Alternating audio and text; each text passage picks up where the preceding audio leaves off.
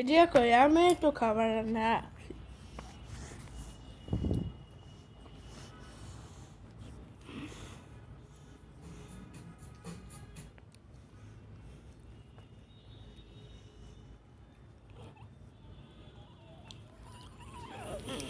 শুভজিৎ, প্রশ্ন হচ্ছে দুটি। একটি হচ্ছে যে অভ্যন্তরীণ দূতাবাস ভিয়েনা কনভেনশন অনুযায়ী আপনি জানেন যে কোনো রাষ্ট্রের অভ্যন্তরে মাছ রান্না করতেছি।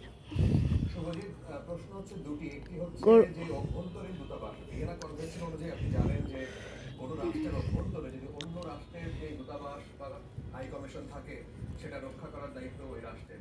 তো সেটি নিয়ে সাধারণ মানুষের খাবার রান্না কালার করছি। আরেকটি প্রশ্ন হচ্ছে যে শান্তিরক্ষী বাহিনী পাঠানো হবে বাংলাদেশে, বিষয়টা আসলে কিভাবে বলেছেন মমতা বন্দ্যোপাধ্যায় এবং সেটা সম্পর্কে আপনারা কতটুকু জানতে পেরেছেন? বুঝতে পারছি মমতা কি দেখুন, একটু আগে শান্তিরক্ষী বাংলাদেশের বাহিনী বাংলাদেশ পাঠাবে। যারা দূতাবাস কর্মী তাদের সাথে কথা হচ্ছিল, তাদের সঙ্গে একটা কথা বলে একটা জিনিস পরিষ্কার, তারা কিন্তু নাম না করে একটা কথা বলতে চাইছেন যে শান্তিরক্ষী বাহিনী এই মুহূর্তে কোথায় প্রয়োজন, বাংলাদেশের প্রয়োজন না ত্রিপুরার প্রয়োজন। ত্রিপুরায় কি এই মুহূর্তে ত্রিপুরার ব্যাপারটা যদি আপনি দেখেন, শেষ।